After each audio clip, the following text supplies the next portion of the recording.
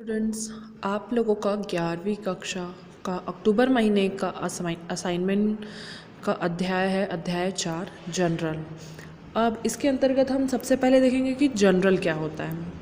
General के अंतर्गत जब किसी भी व्यापार में व्यापारी दिन प्रतिदिन लेन देन करता है, चाहे वह माल खरीदता हो या फिर माल बेचता हो या रोक यानी कि नगद राशि उसके पास आ रही हो या जा रही हो, इनके अलावा क्रय विक्रय कर रहा हो, बैंक में जमा कर रहा हो या बैंक से निकाल रहा हो, इन सभी का लेखा जोखा जब वह दिनांक तथा तिथिवार या क्रमानुसार करता है तो इसे ही जनरल कहते हैं। इसके अंतर्गत व्यापारी जब भी कोई किसी व्यक्ति से वस्तु खरीद रहा हो या उसे बेच रहा हो, उन सब लेन देनों का लेखा जोखा जिसके अंतर्गत रखा जाता है उसे ही जनरल कहा जाता है।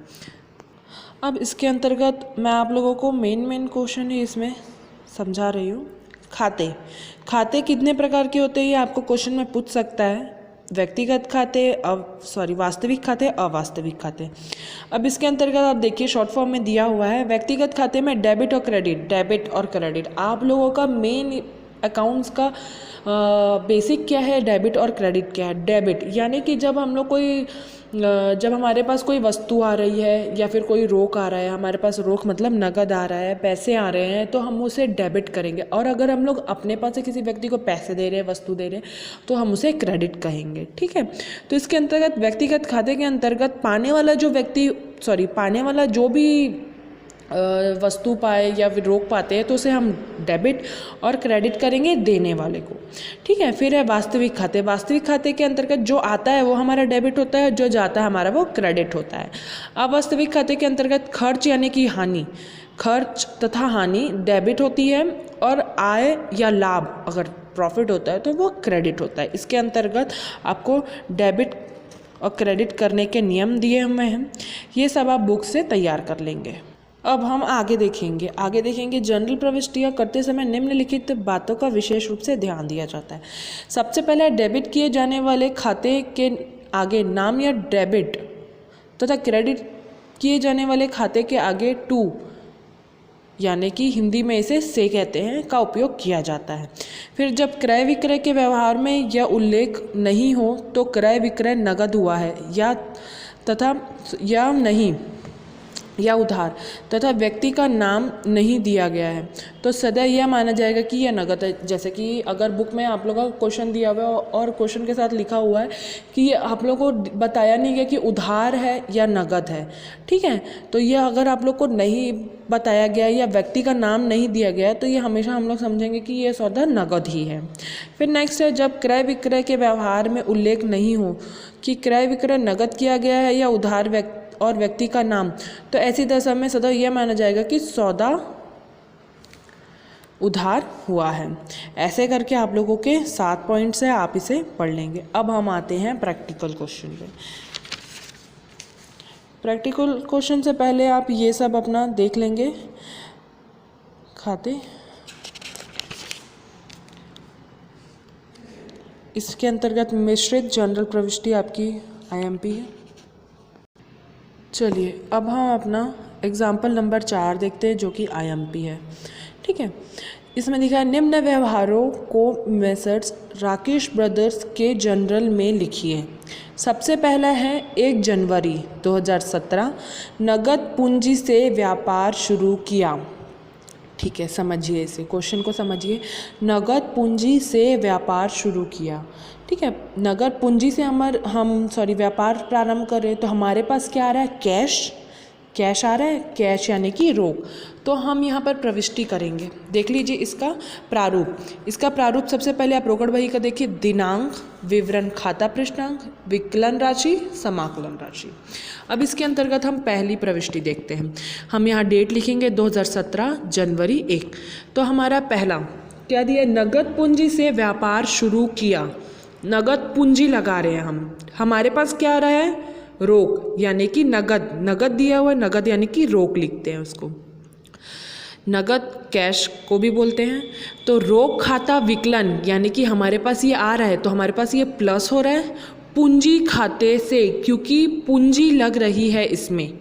ठीक है, रोक खाते से 50,000 रुपये विकलन की राशि में और 50,000 समाकलन की राशि में। ये दोनों राशि हमेशा बराबर ही होगी, मतलब कि दोनों का टोटल बराबर आएगा। जैसे कि विकलन का 50 तो समाकलन का भी 50,000 रुपये। ठीक है, इसके अंदर नीचे हम लोग कोष्टक में लिखेंगे व्यापार प्रारंभ किया। ठीक है, ये समझ आया। सेकेंड है हमारा बैंक में रोकड़ जमा किया। ठीक है, बैंक में हम रोक जमा कर रहे हैं, हमारे पास से क्या जा रहा है, कैश यानी कि रोक, और बैंक के पास क्या आ रहा है, कैश। तो बैंक प्लस होगा और हमारे में से रोक माइनस होगा। तो 2 जनवरी को हम लोग लिखेंगे बैंक खाता विकलन रोक खाते से। एक बार फिर समझना, बैंक में रोकड़ जमा किया। बैंक में हम जब रोकड़ जमा कर रहे हैं तो बैंक के पास कैश आ रहा है यानी कि बैंक प्लस होगा, प्लस यानी कि विकलन। ठीक है, रोक खाते से हमारे पास से रोक जा रहा है तो रोक खाते से नीचे देखेंगे बैंक में जमा किया 40,000 रुपये, विकलन में 40,000, समाकलन में 40,000। इसी के बाद हम अगला देखेंगे रंगनाथ से माल खरीदा तथा चेक से भुगतान किया। अब हम किससे माल खरीदे, रंगनाथ से। ठीक है, 4 जनवरी माल खाता विकलन क्योंकि हमारे पास माल आ रहा है। ठीक है, और बैंक खाते से क्योंकि उसका भुगतान चेक से किया गया। ठीक है, माल खरीदा तथा चेक से भुगतान 20,000 विकलन में, समाकलन में। अब आप लोग ये सोच रहे होंगे कि माल खाता विकलन बैंक खाते से हम ऐसा क्यों लिख रहे हैं, क्योंकि ये हमारा समझिए मैसर्स राकेश ब्रदर्स की जनरल प्रविष्टि हो रही है। मतलब उसके खाते में कितना रोक आया, कितना माल आया, कितना माल गया, कितना रोक गया, इसकी हमको प्रविष्टियाँ करनी है। ठीक है, अब अगला हम देखेंगे बच्चू लाल को माल उधार बेचा।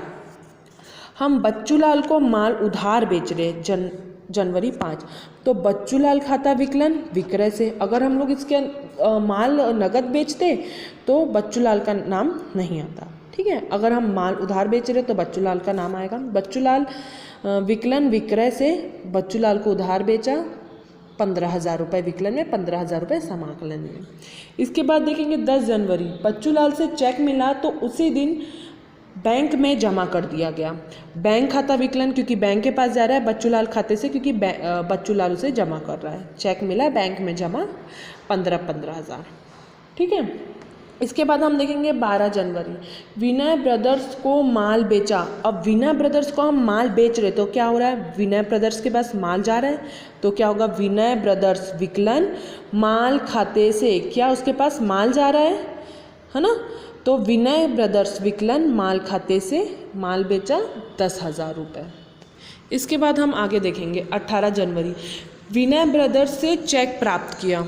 विनय ब्रदर्स से चेक प्राप्त किया। ठीक है, विनय ब्रदर्स से हम लोग प्राप्त कर रहे हैं ना, तो क्या होगा, रोक खाता विकलन, हमारे पास क्या आ रहा है, कैश आ रहा है। ठीक है, चेक वो दे रहा है लेकिन चेक से तो हमें कैश मिलेगा ना बैंक में हमें देने से, तो रोक खाता विकलन विनय ब्रदर्स से। क्यों विनय ब्रदर्स से, क्योंकि विनय ब्रदर्स दे रहा है 10,000 और 10,000।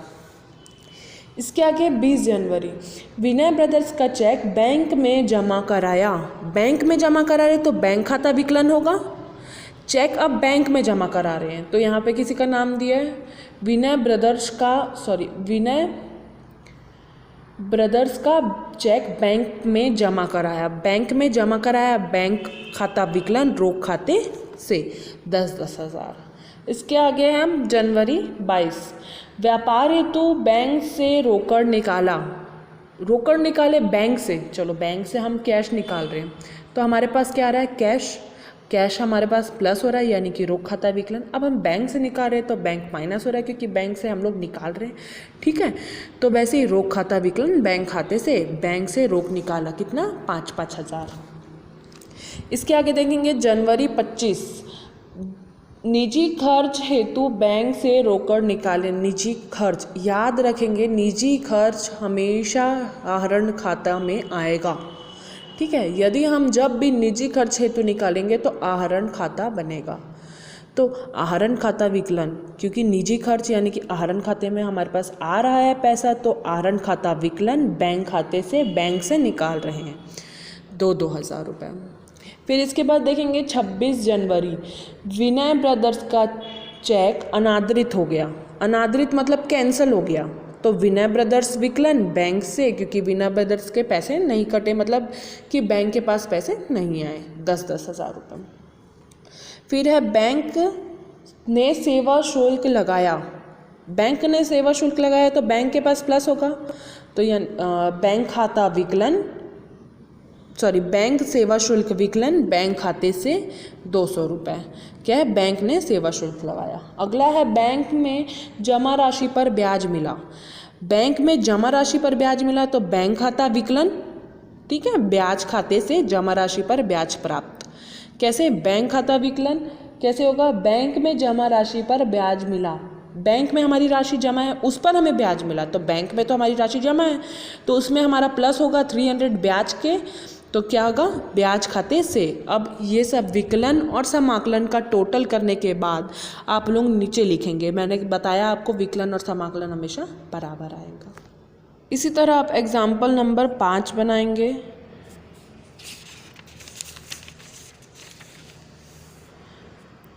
कोई डाउट होगा तो आप मुझसे पूछ लेंगे। ये एक क्वेश्चन देखते हैं।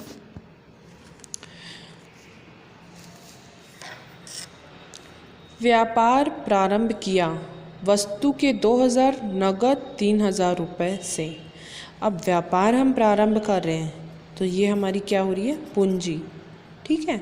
वस्तु से और नगद से, तो हमारे पास ये आ रहा है तो ये प्लस हो रहा है, यानी कि वस्तु यानी कि माल खाता विकलन, नगद यानी कि रोक अकाउंट विकलन, रोक खाता विकलन, पूंजी खाते से व्यापार प्रारंभ यानी कि पूंजी। तो यहाँ पर हमारी एंट्री होगी 2017 1 जनवरी, cash account debit, stock account debit to capital account, यानी कि रोक खाता विकलन 3000 रुपये, माल खाता विकलन 2000 रुपये, पूंजी खाते से इक्वल टू 5000 रुपये, ठीक है। इसके बाद सेकंड क्वेश्चन हमारा क्या है?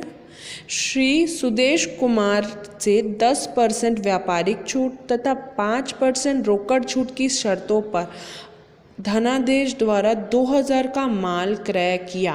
अब यहाँ पर हम देखेंगे व्यापारिक छूट और रोकड़ छूट। जब भी लिखा है कि व्यापारिक छूट क्या है? जब भी जो व्यापारी माल बेचते समय, इसके अंतर्गत व्यापारी माल बेचते समय माल के सूची मूल्य पर क्रेता को यह प्रदान किया जाता है। व्यापारिक बट्टा हमेशा बीजक मूल्य में से माइनस यानी कि घटा करके दिया जाता है, और इसका लेखा जोखा क्रेता और विक्रेता दोनों अपनी बहियों में करते हैं। फिर अगला हमारा क्या दिया है? रोकड़ छूट। रोकड़ छूट क्या है? जब देनदार या देने वाला समय के पूर्व भुगतान यानी कि लेनदार यानी कि लेने वाले को कर देता है। जब भी कोई राशि का भुगतान जब देनदार लेनदार को समय के पूर्व कर देता है तो जल्दी भुगतान के बदले में उनको कुछ छूट दी जाती है, उसे ही नगद छूट कहते हैं। जैसे कि अगर कोई व्यापारी है, किसी ने अगर किसी को माल बेचा उधार है, ठीक है, अगर वो माल का क्रय करने के पूर्व उसको भुगतान कर देता है तो क्रय करने के पूर्व कुछ नगद छूट दी जाती है ना, तो उसे ही नगद बट्टा कहते हैं, ठीक है। अब इसकी प्रविष्टि देखेंगे। क्रय खाता विकलन, ठीक है, श्री सुदेश कुमार से 10% व्यापारिक छूट, 5% रोकड़ छूट की शर्तों पर धनादेश द्वारा 2000 का माल क्रय किया। माल क्रय कर रहे हैं तो हमारे पास क्या होगा? क्रय खाता विकलन। याद रखना, क्रय हमेशा विकलन और विक्रय हमेशा समाकलन होता है। क्रय खाता विकलन, ठीक है, बैंक अकाउंट से डिस्काउंट अकाउंट, ठीक है। अब हम देखेंगे बैंक अकाउंट से हमारा टोटल हम 2000 का माल क्रय कर रहे हैं, ठीक है, 2000 का माल हम यहाँ पे क्रय कर रहे हैं। इसके अंतर्गत हम व्यापारिक बट्टा 200 रुपये, यानी कि 2000 का जब हम लोग 10% निकालेंगे, 200 रुपये उसमें माइनस करेंगे 1800 रुपये। 1800 रुपये का 5%, ठीक है, जैसे कि 2000 रुपये है, ठीक है, इसका 10% निकालेंगे तो हमारा आएगा 200 रुपये, यानी कि 2000 में 200 रुपये माइनस करेंगे, हमारा आ जाएगा 1800। हम पहले व्यापारिक बट्टा हाँ ये याद रखना कि हम पहले व्यापारिक बट्टा माइनस करेंगे, बाद में नगद बट्टा, ठीक है। व्यापारिक बट्टा माइनस करने के बाद हमारे पास कितना आया? 1800 रुपये। 1800 रुपये का इसका अब 5% निकालेंगे, ठीक है। इसका 5% निकालेंगे आएगा 90 रुपये, इसको माइनस करेंगे आ जाएगा 1710 रुपये।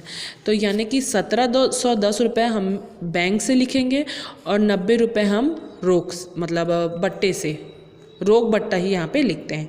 ठीक है, इसको टोटल करेंगे हम आएगा 1800 रुपये।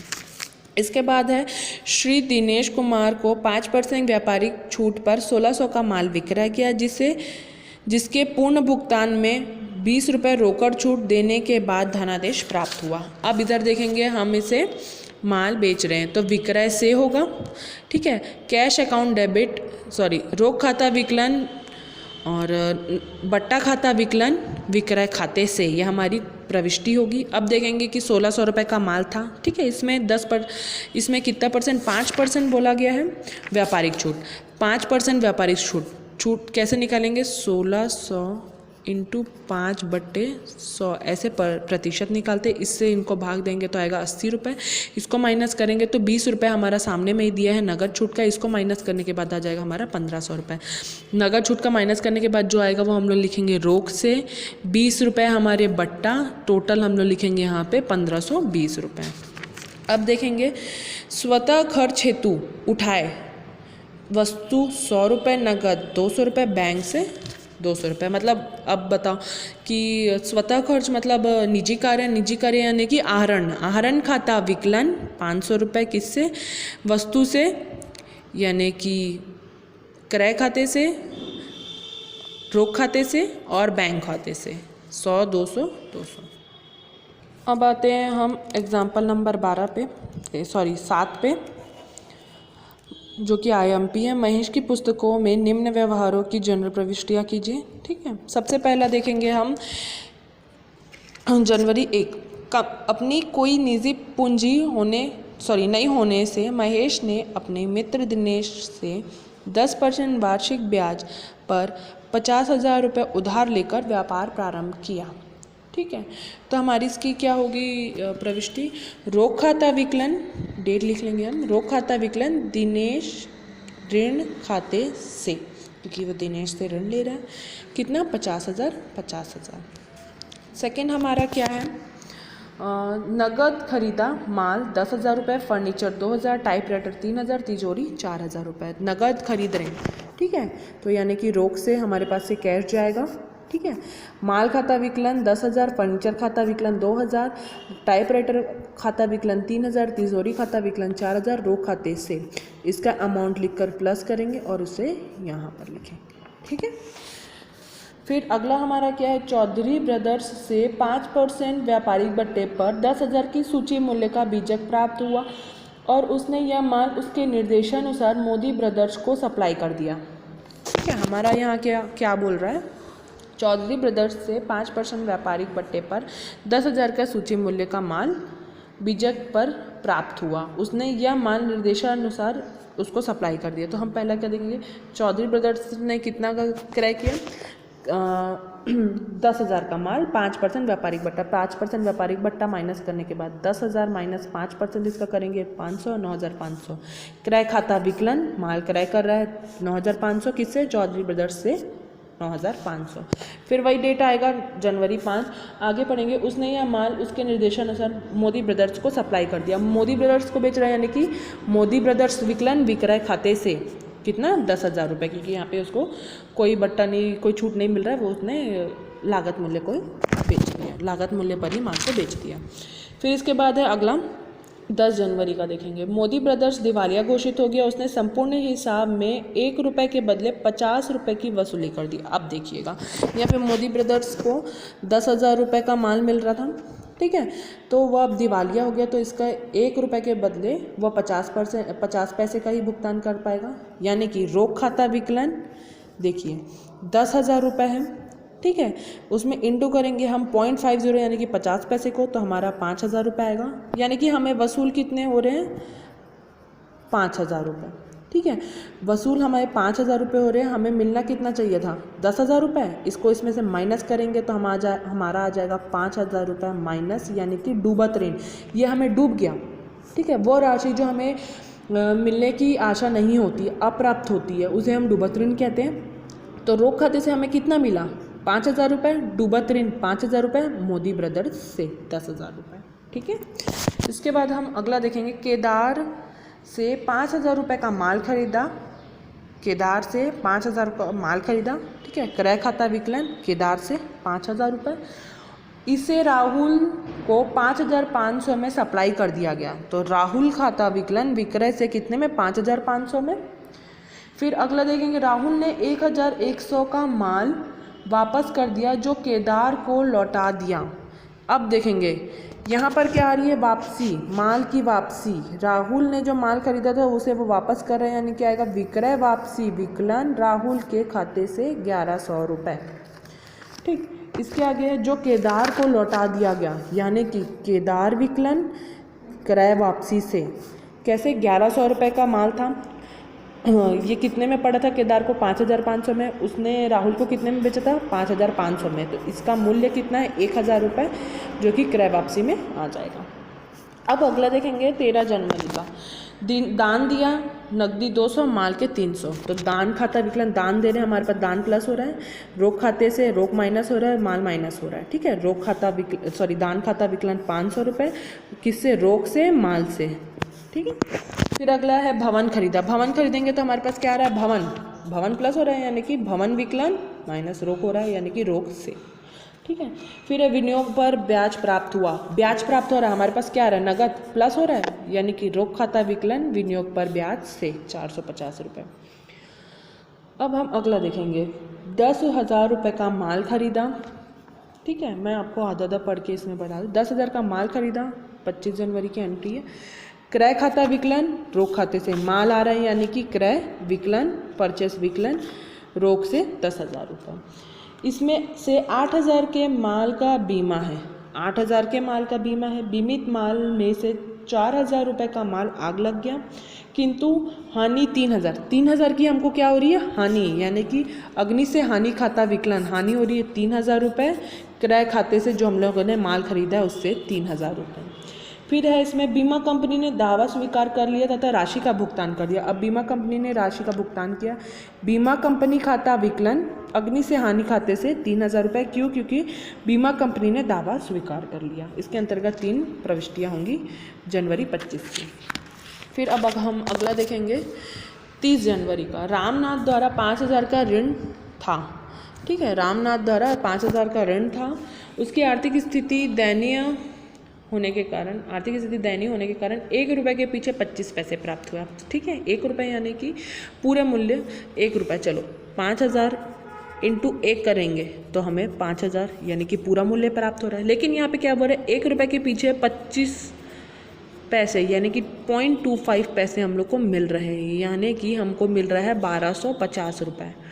तो हम जब 5,000 में 1,250 को माइनस करेंगे, हमारा आएगा 3,750। तो क्या है, हमारा डूब गया।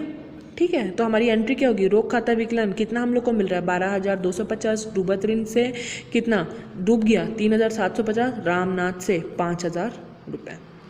फिर इसके आगे हेमंत कुमार से 5,000 रुपये के माल का आदेश प्राप्त हुआ। अब देखेंगे ये इसमें क्या, कोई भी एंट्री नहीं होगी, क्यों, क्योंकि आदेश मिलना कोई भी सौदा नहीं है ना। चलो हमको आदेश मिला तो ना उसने पैसा दिया ना हमसे माल लेकर के गया। ठीक है, तो क्या होगा, इसकी कोई एंट्री होगी क्या, नहीं होगी। अगला देखेंगे, 1 माह का वेतन अदत्त था 400 रुपये, अदत्त वेतन, वेतन खाता विकलन अदत्त वेतन से 400 रुपये।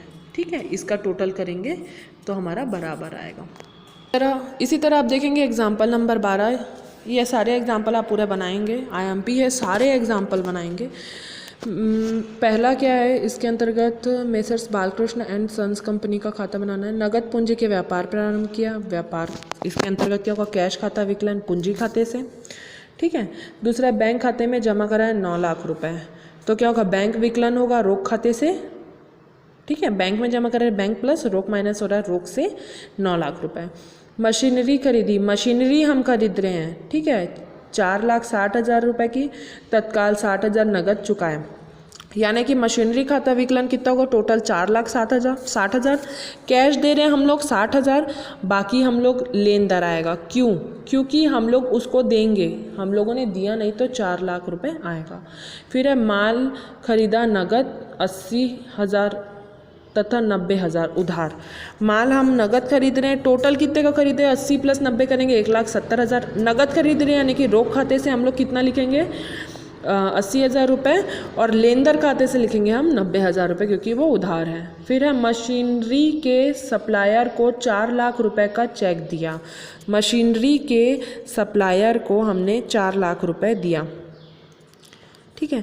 तो एक सेकेंड, मशीनरी के सप्लायर को 4 लाख रुपए का चेक दिया यानी कि हमने रोक नहीं दिया, तो क्या आएगा यहाँ, लेनदार खाता विकलन बैंक खाते से 4 लाख रुपए। अगर हम कैश देते तो हमारा रोक खाता विकलन होता।